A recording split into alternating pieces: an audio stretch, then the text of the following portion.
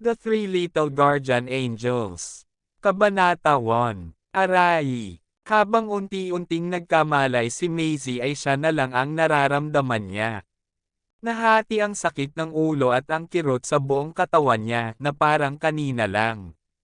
Natama ng sasakyan. Napakunot ang noo niya sa pagkabalisa ngunit hindi niya mahanap. Ang lakas magkibit balikat. Halos hindi niya makita ang silweta ng lalaki sa dilim ngunit maaamoy. Ang kakaibang halimuyak ng Gucci cologne bahagyang umaalingaw-ngaw sa hangin. Ang lalaki ay nanatiling tahimik sa buong oras habang idiniin niya ang kanyang katawan sa kanya, hinahalikan at hinihimas ang kanyang payat na leeg. Habang papalubog na ang bukang liwayway, sumisikat ang araw sa umaga. Biglang nagmulat ng mata si Maisie. Laking gulat niya nang makitang nakahubad siya. Kama na may isang estranghero na nakahiga sa tabi niya. Nakatalikod ito sa kanya. Namutla ang mukha ni Maisie nang biglang bumalik ang mga alaala ng nakaraang gabi. Nagmamadaling bumalik sa kanya. Hindi ito panaginip kung tutuusin. Paano siya napunta dito? Ang natatandaan lang ni Maisie kagabi ay pinagdiwang siya nito. Kaarawan kasama si Willow. Matapos uminom ng ilang higop ng sangria na dala ni Willow. Sa kanya, nahimite siya. Hindi kaya na-spike ang inumin niya. Nagngangalit si Maisie at lumabas ng kama. Sa bawat onsa ng pagtitimpi. Sa loob niya, sinubukan niyang manatiling kalmado hanggat kaya niya. Mabilis siyang nadulas sa kanya. Damit mula kagabi, inayos ang sarili at tumakas. Kailangan na niyang makauwi. Agad para makausap niya si Willow at malaman ang nangyari. Nang makarating si Maisie sa bahay, nakita niya ang kanyang ama na nakaupo sa sofa at naghihintay sa kanya. Tanong ni Stephen na may kalmadong ekspresyon, nasaan ka kagabi? Napaawang ang labi ni Maisie, iniisip ang mga pangyayari kagabi bago ang wakas. Sumasagot, nakatulog ako sa bahay ng isang kaibigan.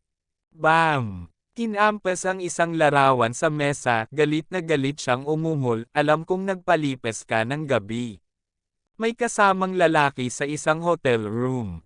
How dare you lie to me? Ang pagkakita sa larawan ay nagpatulo ng dugo sa mukha ni Maisie. Ito ay isang larawan ng isang lalaking hindi niya kilala, tinulungan siyang pumasok sa isang silid ng hotel. Nagmamadaling bumaba ng hagdan si Willow na naka-high heels. Dad, kuminahon ka. Bilang siya. Nagpatuloy sa pagsasalita, lumakad ito papunta kay Maisie at kunwaring nagalit sa kanya. Paano mo mapahiya ang pamilya ng ganito? Kahit na in love ka sa lalaki. Dapat mong malaman na huwag lumampas sa linya bago magpakasal. Gulat na gulat si Maisie. Ano ang ibig niyang sabihin doon? Siya ay malinaw na walang malay sa oras na iyon. Gaya ng hinala niya, hindi magiging ganoon kabait si Willow na ipagdiwang ang kanyang kaarawan para sa kanya. Ang lahat ay naging set up. Sinubukan ni Maisie na ipaliwanag ang kanyang sarili, Tay, makinig ka nga, nagdiriwang ng aking kaarawan kasama si Willow. May kung ano sa inumin na iyon. Binigyan ako ni Willow. Tama na yan. Tumayo si Stephen, itinuro ang daliri sa kanya at umungol. Si Willow ang kuya mo. Huwag kang maglakas loob na sisihin siya sa sarili mong mga aksyon. 8. Nakikinig sa mga akusasyon ng kanyang ama, kinuyom ng mahigpit ni Maisie ang magkabilang kamao hanggang nanginginig sila. Dapat alam ng kanyang ina na ang kanyang ama ay isang taksil ng lalaki. Sa simula pa lang ay may babaeng nasa gilid niya. Sino ang makakapag-isip na sa loob ng isang taon pagkatapos ng pagpanaw ng kanyang ina, kahit na bagong pamanlamig ang kanyang abo, napakabilis niyang ikakasal muli kay Layla Scott. Ang mas ikinagulat ni Maisie ay nalaman niyang matagal na sila nanganak ng sarili nilang anak na babae. Noon pa man ay alam na ni Maisie na si Willow ay nagsisikap na manalo sa kanilang ama sa loob ng maraming taon. Ngayon, siya ay kumilos sa isang tiyak na paraan sa harap ng kanilang ama at magiging isang bagay-vibe sa likod niya. Hindi kailanman sumagi sa isip ni Maisie na susubukan ni Willow. Sabotahe siya sa sarili niyang kaarawan. Pinaplano kong ipasa sa iyo ang Vanna Jewelry nang sa wakas ay tumanda ka na. Pero why ikaw, hindi ako makapaniwalang gumawa ka ng ganyang stunt para Sir ang pangalan ng pamilya. Ako, ayoko nang makita muli ang iyong mukha. Ang Vanderbilt ay maaaring gumawa ng mas mahusay na walang hiyang hamak na tulad mo para sa isang anak na babae. Nauutal na sabi ni Maisie, Dad, are you kicking me out? Binasag ni Stephen ang mug na hawak niya sa paanan niya. Umalis ka na dito.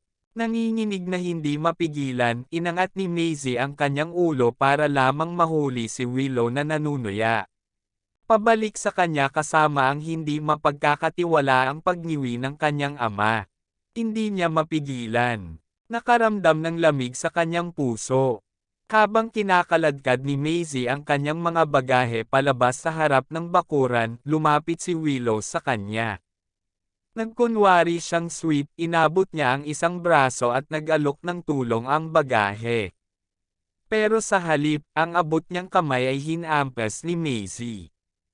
Kunin mo na wala. Nang makita ang pag-galit na saloobin ni Maisie sa kanya, sa wakas ay ipinakita ni Willow ang kanyang tunay na kulay. Magiging tapat ako sa iyo. Nagdagdag ako ng kaunti sa inuming iyon kagabi, ako ay. Sa pag-aakalang nakakatakot ang madungisan ng isang lalaki. Sa sobrang pagkadismaya, ngumunguya si Maisie sa kanyang mga labi. Nakuha niyo ni Layla ang ano niyo. Nais sa pamamagitan ng pag-uod sa iyong paraan sa aming tahanan. Ano pa ba ang gusto mo? Ang gusto ko ay ang status mo. Lumapit si Willow sa kanya at tinitigan siya ng masama. Sa kanyang mga mata, bakit ako ang illegitimate child kung ikaw naman ang maging korona? Tiyas ng Vanderbilts. Ipinanganak kang marangal at mapagmataas, hindi ba? Well, ngayon, ikaw ay walang iba kundi isang ginamit at punit-punit na sapatos. Sa ngayon, dapat alam mo na kung saan ka tumayo. Kaya, bakit hindi ka nalang lumipat? Ikinaway ni Willow ang kanyang telepono sa harap ng mukha ni Maisie na may labis na kasiyahan. Kung ayaw mong malik ang video na ito sa media at masira ang buhay mo, magpakailanman pagkatapos ay tumama sa kalsada. At huwag ka nang babalik. Nakatingin sa likod si Maisie ng blanko. Niluwagan niya ang nakakuyom niya mga kamao. Kinatak niya siya. Bagahe sa lupa na may matigas na tingin sa kanyang mukha at dumiretso sa kanya. Kotse ng walang pangalawang sulyap. Pinagmamasdan ni Willow ang sasakyan habang papalayo ng papalayo. Isang nakakalokong ngiti ang kumalat sa kanyang mukha. Hindi lang sa kanya ang Vanna Jewelry ngayon kundi lahat ng iba pa sa ilalim ng Vanderbilt ay kanya para sa pagkuha. Tatalikod na sana siya, may isang Rolls Royce na huminto sa tapat nila. Pinto. 4 na bodyguard na nakaitim ang lumabas sa sasakyan at pumila sa tabi nito. Sa mahabang paa pasulong, lumabas ang isang lalaki. Matangkad siya at matipuno ang pangangatawan. Nakasuot siya ng black striped suit, elegante at simple pero posh at the same time. Natigilan si Willow sa pwesto, di ba, si Nolan Goldman, ang kahalili ng Goldman family mula sa Royal Capital ng Baseburg. Ang CEO ng Black Gold Group na kilala rin bilang ang pinakabatang hari ng negosyo at komersyo sa Patriarch ng Slekova. Si Nolan Goldman ay may netong halaga ng daan-daang milyon. Hindi banggitin siya ay isang napakalakas na tao sa loob ng Royal Capital. Anong ginagawa niya dito sa Vanderbilt Manor? Ang walang pakiramdam na mga mata ni Nolan Goldman ay bumungad sa kanya. Malamig niyang sinabi, ikaw ba? Willow Vanderbilt. Bumilis ang tibok ng puso niya. Nakilala niya siya. Tuwang-tuwa siyang tumango at bamulong, oo, ako yan. Ikaw ba yung babaeng nakasama ko ng gabi sa Empyrean Hotel, room 6228? Pinagdikit ni Willow ang kanyang mga labi. Empyrean Hotel, room 6228. Ang silid na sadyang inilaan niya para sa walang hiyang beat senador na iyon. Pwede ba yun? Ang lalaking nakasama ni Maisie kagabi ay hindi ang matandang umutot na sinadya niya. Ngunit sa halip, ito ay si Nolan Goldman. Hindi ako makapaniwala na sinuwerte siya. Si Maisie ay maaaring magkaroon ng lahat ng swerte sa mundo, ngunit ano? Sa huli, siya. Walang iba kundi isang stepping stone. Ay, Nolan, kung sino ang nasa tamang pag-iisip. Papalampasan pa ba ang pagkakataong maging manliligaw mo? Nakangiting tumango si Willow. Bakit, talaga? Ako yung babaeng kasama mo. Kabanata 2 sa paliparan ng maharlikang kabisera ng Baseburg, sa gitna ng dagat ng mga turista, nag-walk out ang isang mag-ina. Sa sandaling iyon, lahat ang mga mata ay nasa kanila. Upang maging tumpak, ito ay talagang isang ina na may 3 kat-Angie tanging magagandang anak. Ang babae ay kaakit-akit at poised. Ang nagpatigil sa mga tao at tumitig ay ang nakamamanghang napakarilag na maliit na batang babae na hawak niya sa isang braso. Ang batang babae ay may makapal, kulot na mga kondado na ginawa siyang parang isang manika. Ang dalawang magkamukhang lalaki na sumusunod sa tabi niya ay may magagandang katangian, pares ng kumikinang na amber na mata, maitim na kayumangging buhok, at maputi gatas na balat. Parang sila sobrang surreal. Inubad ng babaeng nakatayo sa harap ng BMW ang kanyang sunglasses. Nanunood si Maisie Vanderbilt na karga-karga ang isang bata sa kanyang mga bisig at ang dalawa pang sumunod na malapit sa likod, na pabuntong hininga siya sa gulat. Banal na baka, Z. Nagkaroon ka ng 3 anak sa isa lang pagbubuntis. Natigilan siya nang makita ang mga ito. Forget the fact that Maisie nagkaroon ng triplets, ang talagang hindi ka panipaniwala ay kung paano sila mukhang mga anghel na ipinadala mula sa langit at napakabata pa nila. Hindi napigilan ng babae magtaka kung sino itong gwapong celestial being na nakasiping ni Maisie. Ibinaba ni Maisie ang batang babae sa kanyang mga bisig. Hinawakan ng 3 sa kanilang maliliit na ulo, sinabi niya sa kanila, kilalanin ang iyong ninang, Riley Hill. Si Riley ay matalik na kaibigan ni Maisie Vanderbilt. Matapos ma-kick out sa Vanderbilt Manor, nag-abroad siya. Si Riley ay nanatili sa tabi niya buong buo oras. Hindi nagtagal pagkatapos ng pag-aayos na pagtanto niyang buntis siya. Meron siyang itinuturing na aborsayon. Si Riley ang patuloy na nagpupumilit na kumbensihin siya kung hindi, sa wakas ay nagpasya siyang panatilihin ang mga sanggol. Upang payagan ang kanyang matalik na kaibigan ng isang komportableng buhay sa ibang bansa, ang matigas ang ulo isinola ng prinsesa ng daddy ang isa sa mga antik ng kanyang ama, na sulit $6 million, at ibinigay kay Maisie ang pera.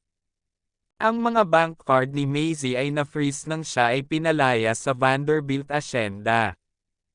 Kung hindi dahil kay Riley, natutulog na sana si Maisie sa lansangan. Ikinagagalak na makilala ka, inang. Yumukod ang 3 Rugrats sa isang unsynchronized na paraan habang binabati siya ng kanilang kidi na basang pukyutan mga boses. Sa sobrang pagka-cute nila, naramdaman ni Riley ang pag-akyat ng dugo sa kanyang ulo. Siya ngumiti at kumaway pabalik sa kanila. Oh, kayong mga sweethearts ay mga anghel. Ang pangalawang panganay, si Colton Vanderbilt, ay bumaling sa kanyang panganay na kapatid, Waylon Vanderbilt, at gamulo, tiyak na mukhang tanga ang ating ninang. Ipinatong ni Maisie ang bawat kamay niya sa ulo ng dalawang lalaki. Ano ba kayong dalawa nagbubulungan? Nag-alinlangan si Colton. Ang pinakabata sa kanila, si Daisy Vanderbilt, ay ipinagmamalaki na naibenta sila. Waylon at nagtataka si Colton kung bakit mukhang tanga si Godmother. Napatulala ang dalawang lalaki. Siya ay walang alinlangan na kanilang kapatid. Habang nagmamaneho si Riley, sumulyap siya sa rear view mirror para makita ang maliit Rugrats na magkayakap sa isa't isa, mahimbing na natutulog. Sa wakas, nagtanong siya, Z, bakit nagpasya kang bumalik sa sleepover ngayon? Si Maisie, na nakasandal sa bintana ng passenger seat at nagkukulot ng buhok, mapaglaro sa kanyang mga daliri, bumulwak ng hagik-gik. Si Vanna Jewelry ang nagbayad $7 million para i-poach ako para makuha nila ako bilang isang designer. Hindi ba ang Vanna Jewelry ay pag-aari ng iyong pamilya? Tumikim si Riley at niyugyug siya ulo sa hindi makapaniwala. Ang iyong tusong betchy ng isang kapatid na babae, Willow, ay ngayon ang direktor ng Vanna. Ang sabi mo, nagbayad siya ng $7 million para kunin ka. She let out a chuckle sa ang iniisip niyan. Kapag nalaman niyang ikaw ang kilala sa buong mundo taga-disenyo, si Zora, mula sa Stanislaw, talagang lalabas siya. Si Zora ay naging sanhi ng lubos na kaguluhan sa internasyonal na eksena ng alahas. Ang kanyang trabaho pinagsama ang mga modernong elemento ng alahas na may vintage Victorian-style craftsmanship. Ang bawat isa sa kanyang mga disenyo ay kilala sa mga tao bilang gawain ng Diyos. Maging ang royal crown na isinuot ng reyna ng Stanislaw sa kanyang kasal noong nakaraang taon ay masalimuot na idinisenyo ni Zora. Nag-iisip ng mabuti si Riley ngunit hindi pa rin ito maintindihan. Bumalik ka para lang $7 million. Higit pa riyan ang halaga mo. Hindi mo ba sila binibigyan ng napakahusay isang kasunduan? Noong ang kumpanya ng alahas sa Stanislaw, Luxella, ay gustong kumuha sa kanya, mayroon sila nag-aalok ng presyong $90 million. Nilainggan siya ni Maisie na may malawak na ngiti. Kaya naman tinanggihan ko ang offer nila at gumawa ng bago para sa $150 million sa halip. Kung gusto ng mga Vanderbilts na magbayad sa akin ng $150 million, hindi ko maaaring tanggihan ang mga ito, hindi ba? Ngayong bumalik si Maisie, gagawin niya ang lahat para maibalik siya shares sa Vanna. Huminga ng malalim si Riley. Family out para makakuha ng pamilya. Brutal. Boy, gusto ba niyang makita ang pagmumukha ni Willow nang tumama ang she** sa fan? Habang humihinto ang sasakyan sa entrance ng Vanna Jewelry, lumingon si Maisie harapin ang kanyang tatlong anghel. Kailangan ayusin ni Mommy ang ilang bagay, ninang iuuwi muna kayong tatlo ni Riley. Masunurin namang tumanggo ang tatlong anghel niya. Pagkababa ni Maisie sa sasakyan, nagkatinginan ang mga bata nagmamadaling pumunta sa gilid ng sasakyan ni Riley. Godmother, sabihin sa amin ang lahat ng nalalaman mo tungkol sa Vanderbilts at Mommy. Oo, dapat mong sabihin sa amin ng palihim. Nangako kami na hindi namin hahayaang malaman ni Mommy. Sa gulat, lumipad ang tingin ni Riley sa kanilang mga mukha. Bakit gusto mo alam? Dahil sweethearts kami ni Mommy, at hindi namin hahayaan na may mang-aapi kay Mommy. Sinundan nila ang kanilang ina pabalik ng bansa dahil gusto nilang makuha paghihiganti para sa kanya. Walang nakaligtas sa pambubuli sa kanilang ina. Naramdaman ni Riley ang pagtulo ng malamig na pawis sa kanyang gulugod. Mag-asawa lang ba talaga sila ng 5 taong gulang? Pumasok si Maisie sa lobby ng Vanna headquarters. Kahit si Vanna kabilang sa mga Vanderbilts, ito ay dugo, pawis, at luha ng kanyang ina. Siya hindi makapaniwala na iniwan talaga ng kanyang ama si Vanna sa mga kamay ni Willow, isang tagalabas. Sa panahon ng kanyang mga taon sa ibang bansa, si Maisie ay nanatiling up-to-date sa mga balita na may kaugnayan sa Vanna. Gamit ang kanyang bagong nahanap na katayuan ng Miss Vanderbilt, naalis na ni Willow ilang high-level executive na lubos na pinahahalagahan ng ina ni Maisie. Kaya, nagiging sanhi ng pagbaba sa reputasyon ni Vanna sa mga nakaraang taon. Nagbayad si Vanna ng $150 million para kumuha ng designer mula sa ibang bansa. Alam ang Vanderbilts, hindi nila posibleng kayang bayaran ang ganoong kalaking halaga. Na-curious si Maisie na malaman kung sino ang tumulong sa pagbabayad nitong $150 million. Naglakad siya patungo sa receptionist. "Hi, gusto kong makipagkita kay Miss Vanderbilt." Ang babaeng nagtatrabaho sa desk ay casual na nagtanong, "May appointment ka ba?" "Hindi sa ngayon, hindi. Pero si Miss Vanderbilt ang nakipag-ugnayan sa akin." Maisie naiinis sa pagtrato nitong ginang. Tila talagang hindi propesyonal ang mga tauhan na kinuha ni Willow. Binigyan siya ng receptionist ng isang dumaan na tingin. "Kung wala kang appointment, tapos natatakot ako na hindi kita matutulungan." Ang aming direktor ay isang napaka-busy na babae. Magalang na ngumiti si Maisie. "Lahat ba ng tao dito sa Vanna ay may ganito kakulit ugali mo?" "Excuse me, anong ibig mong sabihin? Hindi mo ba nakikita na super busy ako ngayon? At saka, si Miss Vanderbilt ay hindi lang kung sinong makikilala mo bilang ikaw pakiusap." "Ay nako, iniisip ko kung sino ang may gawa ng eksena. Nagulat ako na ikaw pala, Maisie. Hindi ko akalaing magiging matapang ka para ay pakitang muli ang iyong mukha sa bansang ito." Nang lumabas si Willow sa elevator, bigla siyang nasulyapan ng isang pamilyar na mukha. Nagulat siya, si Maisie iyon. Bumalik na talaga ang walang hiyang *T na iyon.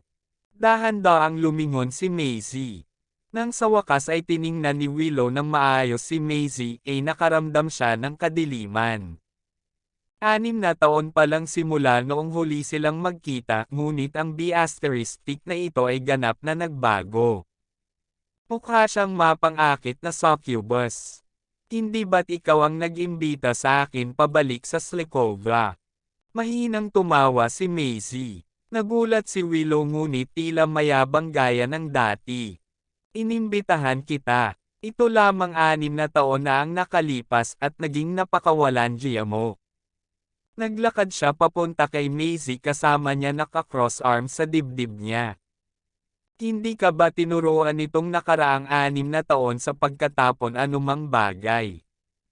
Nang marinig ang pagbanggit sa nangyari 6 na taon na ang nakalilipas, ang mga mata ni Maisie nanlamig habang siya ay nanatiling walang pakialam sa ibabaw.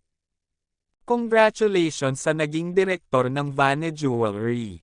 Gayunpaman, ang kumpanya ay tila paggawa ng mas masahol pa at mas masahol pa sa ilalim ng iyong pangangalaga. Sana, hindi magsara ang negosyo sa isang araw. Ikaw. Itinaas ni Willow ang isang nakabukang palad at sinampal siya sa mukha. Ang malakas na hampas ay nagulat sa lahat ng nasa bulwagan. "Ano ang iyong problema?" Isang malalim at malamig na boses ang dumating sa kanila. Halos biglang nagbago ang ekspresyon sa mukha ni Willow. Ang yabang at naglaho ang paniniil na naroon habang lumalapit sa lalaking may agrabyado tingnan mo. "Nolan, sa kanya lahat. Patawarin ko sana siya sa pagpapahiya niya sa akin pero umalis siya masyadong malayo kapag sinumpa niya na magsasara ang kumpanya ko." Kabanata 3 nang lumingon si Maisie, sinalubong niya ang matalim na tingin ng lalaki. Napatulala siya sa nakikita ng mukha ng lalaking ito. Ang lalaki ay may maputlang puting balat, napakalalim na mga tampok ng mukha, natatanging amber mga mata na tila nagtatago ng isang pool ng hindi maarok na lamig, at masikip, manipis na mga labi na maaaring maputol na parang kutsilyo. Ang kanyang mukha ay napakahawig kay Colton at Waylon. Maging ang kanyang mga mata ay eksakto parehong kulay. Nalaman lang ni Maisie na mayroon siyang triplets nang mag-labor in Shastaslo. Ni ang kanyang panganay o ang pangalawa ay hindi nagmana ng alinman sa kanyang mga katangian. Gayunpaman, ang kanyang bunso ay may ilang pagkakahawig sa kanya, ngunit may tinte itim buhok, katulad ng lalaking nakatayo sa harapan niya ngayon. Napuno ng kuryosidad ang mga mata ni Maisie habang nakatingin sa lalaking nasa harapan niya. Sino ang lalaking ito? Ano ang relasyon niya kay Willow? Itinoon ni Nolan Goldman ang kanyang tingin sa mukha ni Maisie. Nagtaas siya ng kilay. Itong babaeng ito. Nang mahuli si Nolan habang pinag-aaralan ang mukha ni Maisie, tahimik na nagngangalit si Willow sa kanyang mga ngipin. Walang paraan na makikilala siya ni Nolan, tama ba? Walang paraan na hahayaan niyang mangyari iyon. Inilagay niya ang kanyang mga kamay sa braso ni Nolan at sa nakakaawang tingin, sinabi niya, "Nolan, ikinalulungkot ko na hindi ako dapat kumilos ng pabigla-bigla. Ngunit ibinuhos ng aking ama ang kanyang puso sa Vanna Jewelry. Ginawa ko lang ito dahil naramdaman kong protektado ako sa kumpanya." Ang mga mata ni Nolan ay naging malamig na parang yelo. Hindi pinansin ang paliwanag ni Willow, nagmarcha siya pasulong. Mabangkarot ang Vanna Jewelry, di ba? Ano ang nagbibigay sa iyo ng karapatan sabihin mo yan? Napangisi si Maisie. Ibinuhos ng kanyang ama ang kanyang puso dito. Pakiusap lahat ng mayroon ang kanyang ama tapos ay magpainit sa lilam ng punong itinanam ng iba. Willow talaga marunong magpinta ng sarili niyang salaysay. Inangat ni Maisie ang kanyang ulo at tumingin sa mga mata ni Nolan Goldman. "So what if ako?" sinabi. Nang marinig ang mga salitang iyon, huminga ng malalim ang lahat sa silid. How dare this woman talk back to Mr. Goldman? May death wish ba siya? Nang makitang malungkot ang mukha ni Nolan, pinag-cross ni Maisie ang kanyang braso at ngumiti. Paano yung concern sa'yo? Nananatili ka ba para sa kanya dahil lang sa lalaki kanya? Pa! Napakagandang mag-asawang douchebag. Ang isang tao na mahuhulog sa mga tulad ni Willow ay hindi maaaring maging isang desenteng tao. Alam mo ba ang sinasabi mo? Malamig na sabi ni Nolan. Nagtaas ng kilay si Maisie at sarkastikong sagot, "Siyempre, gusto ko. Ang kumpanyang ito ay nagkaroon ako poached, ngunit ngayon ay sadyang ginagawang mahirap para sa akin. Ang serbisyo ng napakaganda ng lugar na ito." Natigilan si Willow. Ano? Anong sinasabi mo? Kailan pa lumapit si Vanna ikaw? Baliw ba ang beat senador na ito? Miss Vanderbilt, natatakot ako na ang iyong memorya ay tila malabo. Hindi ba ikaw kusang loob na nag-aalok ng $150 million noong nakaraang buwan lang para ma-poach ako mula sa Luxella? Kung ang Vanna Jewelry ay walang intensyon na igalang ako, pagkatapos ay makakalimutan natin ang ating pakikipagtulungan. Lahat ay natulala. Si Maisie pala ang internationally renowned jewelry designer, si Zora. Mukhang gulat na gulat si Willow. Imposible. Paano ka naging Zora? Sa sandaling iyon, ang malamig na tingin ni Nolan ay dumaan sa kanya. Napilitan si Willow pigilin niya ang kanyang mga salita bago pa siya matapos magsalita. Namula ang mukha niya kahihiyan. Itinuro ni Maisie ang kanyang tingin kay Nolan. I'm assuming you, sir, are the man who binayaran ang $150 million sa likod niya. Ang pagkuha ng ganoong uri ng pera ay hindi isang bagay na magagawa ng kanyang ama, si Stephen, kayang bayaran, at tiyak, hindi rin kaya ni Willow na iniwan ang taong ito. Ang totoo, si Willow ay talagang nagtago ng malaking halaga ng pera nitong mga nakaraang taon. Napatingin si Nolan sa babaeng nasa harapan niya. Binigyan niya siya ng kakaibang pakiramdam pamilyar ngunit hindi niya mailagay ang kanyang daliri dito. Parang meron sila nagkita tayo dati. Natakot si Willow na makilala ni Nolan si Maisie. Nagmamadali siya sumugod sa kanyang tabi. Si Nolan, nagsisinungaling siya. Imposibleng maging Zora siya. Paano naging posible na sina Maisie at Zora, isang kilalang designer sa buong mundo, ay isa at pareho? Matagal na siyang nakasama ni Maisie. Paano siya hindi alam na ang kanyang kapatid na babae ay may kakayahan sa pagdidisenyo ng mga alahas? Kahit na ang media ng industriya ng fashion ay hindi pa nakita ang misteryosong taga-disenyo na ito sa totoong buhay. Kahit sino ay madaling magpanggap na sila ang kasumpa-sumpa na si Zora, tama ba? Inaklaim mo na ikaw si Zora. Well, pagkatapos ay ipakita sa amin ang patunay. Sa pagkakaalam ko, ang nakatanggap ng commemorative badge ang kilalang Miss Zora mula sa royal family ng Stoslow. Hindi yun isang bagay na maaaring magkaroon ng kahit sinong plain Jane. Nang matapos ni Willow ang kanyang pangungusap, bumungad sa kanyang mga mata ang pagkamayabang. Tama, kaya niyang bluff lahat ng gusto niya. Kung hindi mailabas ni Maisie ang badge, kung gayon ito ay magpapatunay na siya ay isa lamang impersonator na, bilang karagdagan, ay nakasakit kay Nolan Goldman. Siya ay maaaring pati na rin kalimutan ang pag-iisip na muling tumuntong sa bansang ito.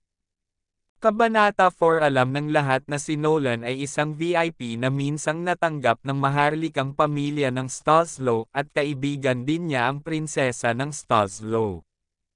Natural lang na makita siya ang commemorative medal ng royal family. Makikita niya ang kanyang mga panlilinlang kahit na may maipapakita siya sa kanya.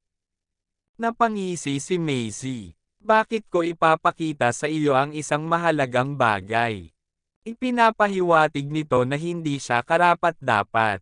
Nanginginig si Willow sa galit pero may ngiti pa rin sa mukha niya. Ibig sabihin ba nito ay wala kang lakas ng loob na gawin ito? Tingnan mo lang siya, Nolan. Siya ay isang sinungaling. Malinaw niyang alam na minsan ka natanggap ng maharlikang pamilya at kikilalanan ang medalya. Kaya siya hindi maglakas loob na ilabas ito. Ang saloobin ni Willow kay Nolan ay lubos na naiiba. Malamig na itinaas ang manipis na labi ni Nolan. Ang pagbabayad ng $150 million ang aking ideya. Ideya ko rin ang pagkuha kay Zora bilang aming designer. Kaya naman, hahayaan kong mag-slide ang affair ngayon kung ikaw maaaring patunayan na ikaw nga si Zora. Ngunit kung mabibigo kang gawin iyon. Lumapit si Nolan kay Maisie at binigkas ang mga salita-salita, hindi ka makakaligtas sa isa pang araw sa Baseburg. Isang mahinang halimuyak na nagmumula sa isang kolon ang natigilan kay Maisie nang lumapit si Nolan. Ito ay Gucci cologne. Bakit siya nag-a-apply ng parehong cologne bilang ang lalaki mula sa gabing iyon 6 na taon na ang nakakaraan? Sa pagtingin sa kanyang maputlang mukha, itinuwid ni Nolan ang kanyang poster at hindi siya ibinigay may isa pang pagkakataon. Dahil hindi mo mapapatunayan, umalis ka ng mag-isa. Huwag gumawa hinihiling ko sa isang tao na habulin ka. Matagumpay na napangiti si Willow. Maisie, nako, Maisie. 6 na taon na ang lumipas, bakit ka pa nag-abala na bumalik dito para lang hamokay ng sarili mong libingan? Inangat bigla ni Maisie ang ulo niya at ngumiti ng pagkatamis-tamis. Sir, sigurado po ba kayo iyon? Nakapikit si Nolan habang tahimik na nakatitig sa kanya. Sir, ano pong gagawin niyo sa sampal na kinuha ko lang sa pisngi ni Miss Vanderbilt kung mapapatunayan ko ang aking pagkakakilanlan? Muling nagbago ang ekspresyon ni Willow habang maingat na sumulyap kay Nolan. Bagamat siya na ngayon ang manliligaw ni Nolan, hindi pa niya ito ginalaw sa lahat nitong mga taon. Kung hindi dahil sa kanyang walang kamali-mali na pamamaraan at sa kanyang pagpili na Iris Erba ang room with her own ID from 6 years ago, matagal na sana siyang pinagdudahan niya kanina. Nolan, I'll get her to apologize to you. Walang pakialam na sagot ni Nolan.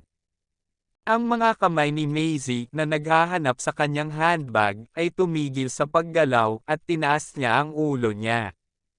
Nasample lang ako at gagawin mo lang siya humingi ng tawad. Bahagyang nanlabo ang mga mata ni Nolan.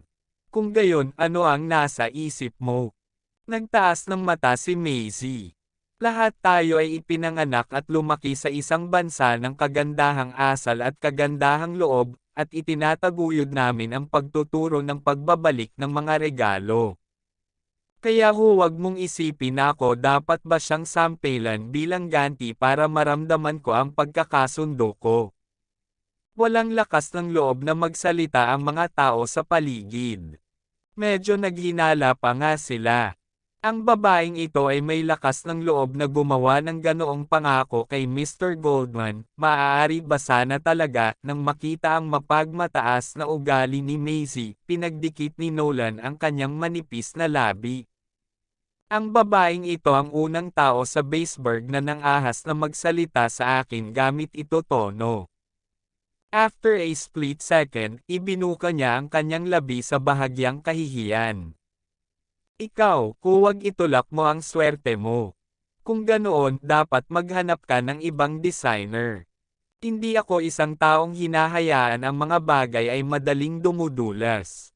Inilabas ni Maisie ang medalya at ipinakita ito sa harapan kanya. Dahil nakita mo ang Royal Commemorative Medal, tingnan mo itong mabuti.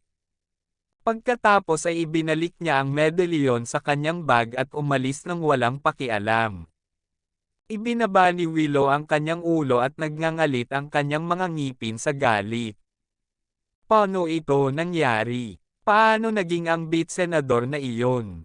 Si Zora ang taga-disenyo na na-poach ni Nolan mula sa Luxella sa pamamagitan ng kanyang sariling pangalan. Ako ay hindi makakapag-alok ng presyo kung hindi niya inaalok ang pagbabayad ng $150 million. Sino bang mag-aasam na ang designer pala ay si Maisie?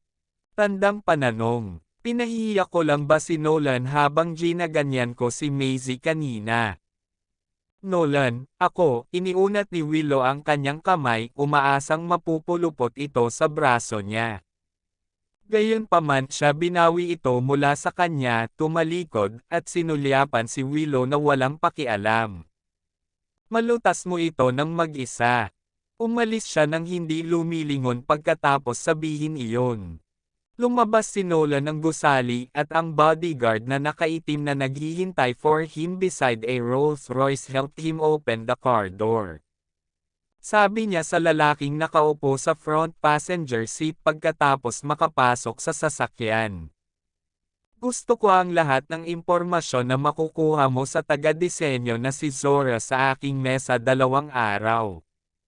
Sa Seaview Villa talagang kasuklam-suklam si Willow Vanderbilt. Hinawakan ni Daisy ang kanyang manika sa kanyang mga bisig, lumapit kay Colton kasama si Waylon at tumitig sa monitor ng computer. Napatingin sila sa babaeng nakadisplay sa monitor na may parehong ekspresyon. Napakapangit niya. Nilainggan ni Waylon ang kanyang ulo at sinulyapan ang kanyang nakababatang kapatid. Ito sinakta ng babae si Mommy. Hindi natin siya pwedeng bitawan. Ay nalalaya ni Daisy ang kanyang baba gamit ang kanyang kamay. Pero ano ang gagawin natin sa kanya? Kailangan nating mag-isip ng paraan para maitago ito kay Mommy. Binuksan ni Waylon ang kanyang utak pagkatapos ay pinitik ang kanyang mga daliri at sinabing, hindi ba ninang sabihin mo sa amin na may sugar daddy siya? Magsimula tayo sa big shot sa tabi niya. Ano ang pangalan ng lalaki ayon sa ninong? Tumangala si Daisy at nag-isip. Nolan Goldman. Nag-type si Colton ang pangalan sa keyboard at sa webpage lumabas kaagad. Ang tatlong Rugrats ay nagyelo sa pwesto ng mahabang panahon nang makita nila ang larawan ni Nolan nang mag-click si Colton sa impormasyon ni Nolan. Ang lalaking ito, bakit ganyan ang itsura niya katulad natin?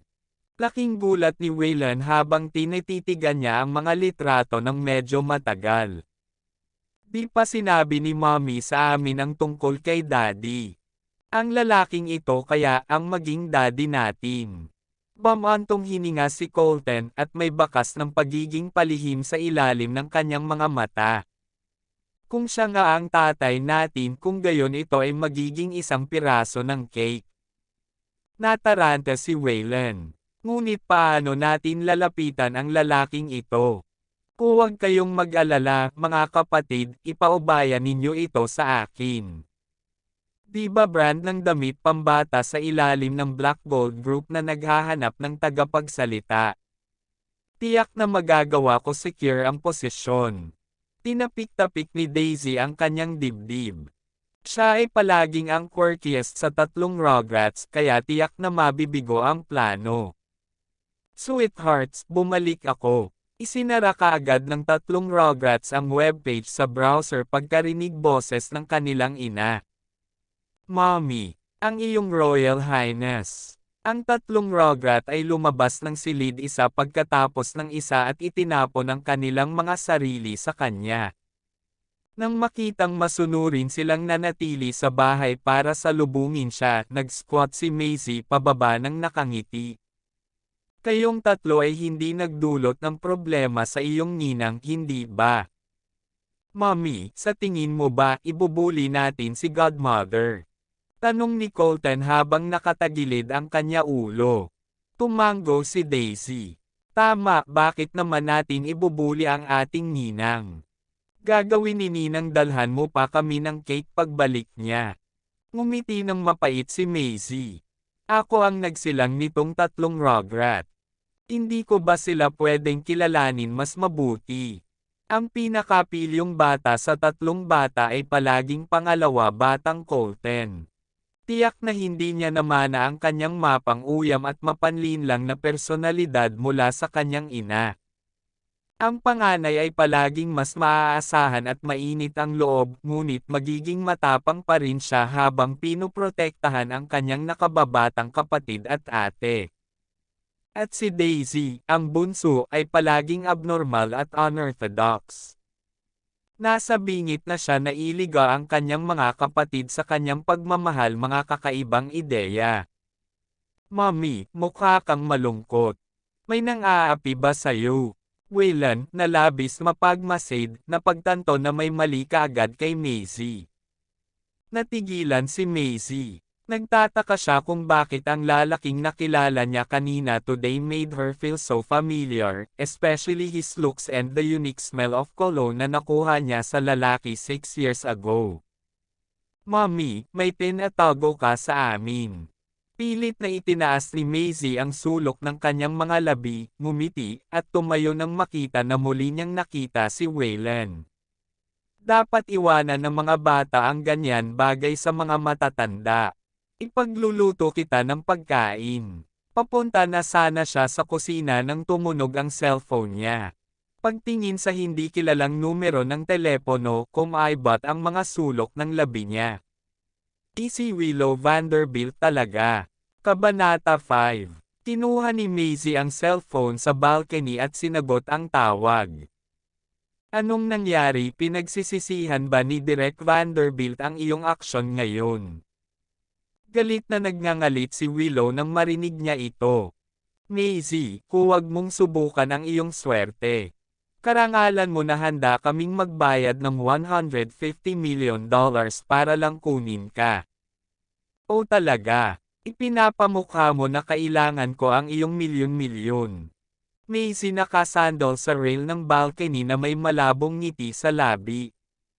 Simula dito ay hindi isang taos pusong pakikipagtulungan pagkatapos ay huwag mo na akong tawagan muli.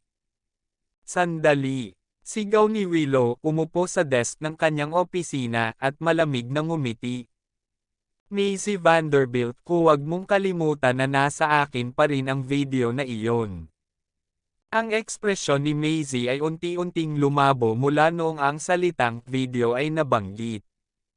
Napangisi si Willow nang wala siyang narinig na sagot sa tawag. Kung ayaw mo gusto kong ilantad ko ang bagay na naganap 6 na taon na ang nakakaraan, ipinapayo ko sa iyo na pumunta tapos na at makipag-usap sa akin bukas ng umaga. Huminga ng malalim si Maisie at tumango. Sige, pupunta ako bukas. Agad niyang ibinaba ang tawag pagkasabi niya noon. Si Daisy, na nakikinig mula sa likuran, ay tumakbo pabalik sa silid kasama ang kanyang maliit paa at sinabi sa kanyang mga kapatid, tumawag at nagbanta ang masamang babae na iyon mommy.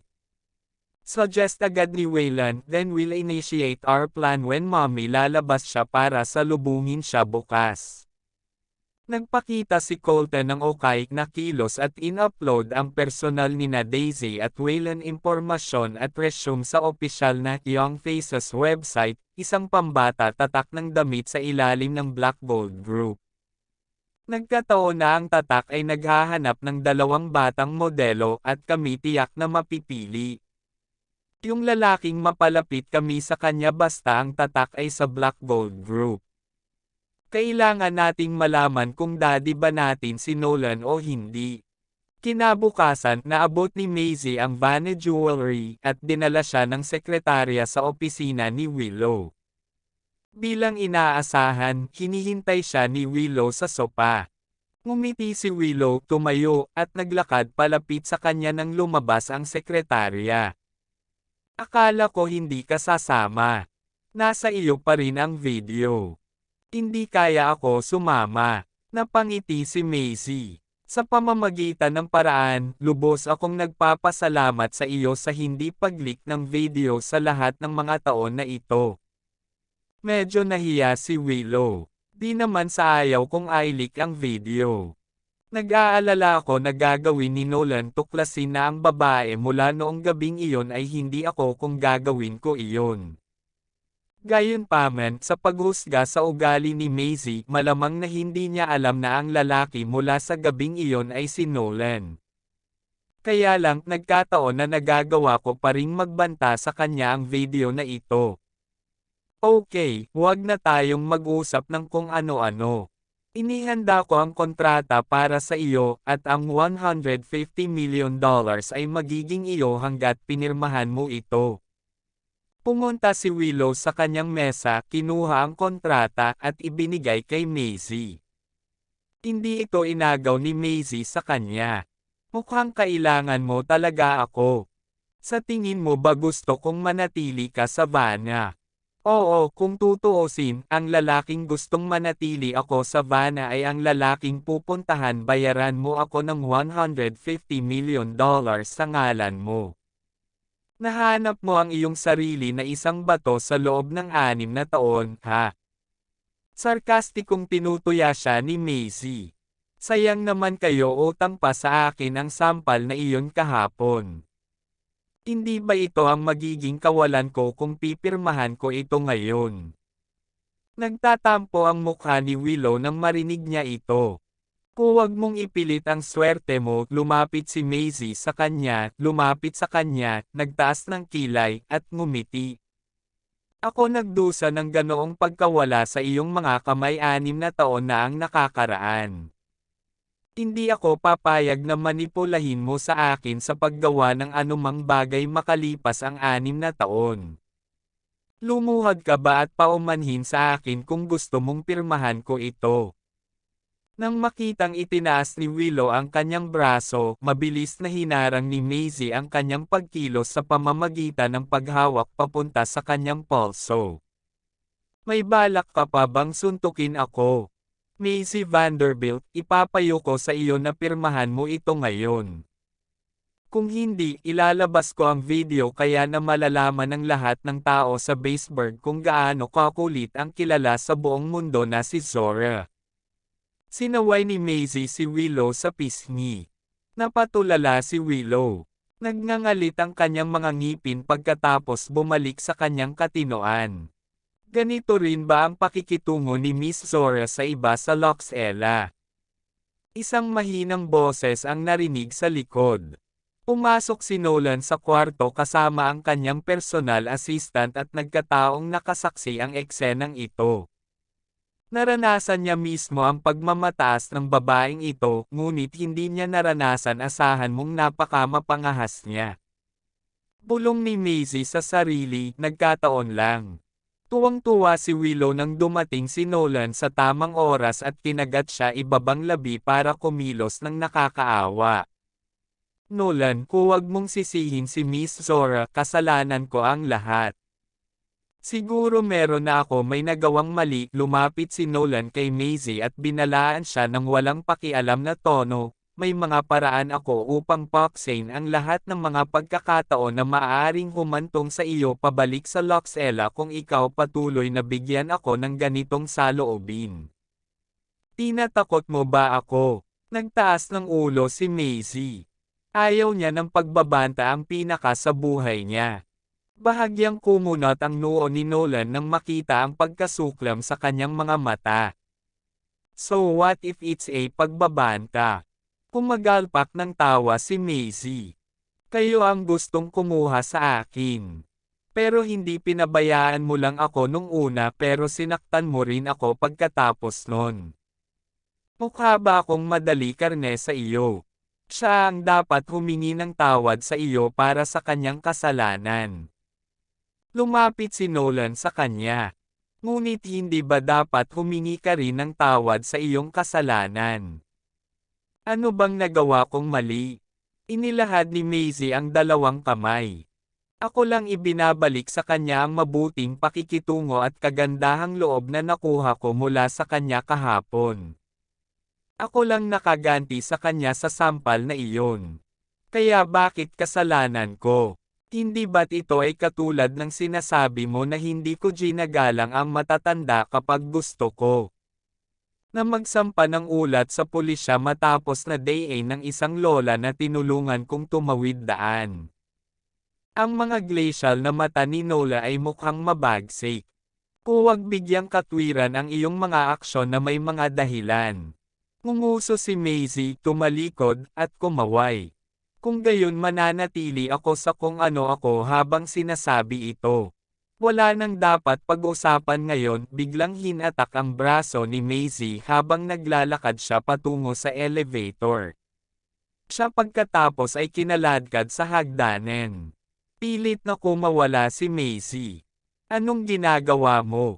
Bitawan mo ako. Ibinaba ni Nolan ang kanyang tingin at malungkot na sinabi, mas mabuting bumalik ka at humingi ng tawad.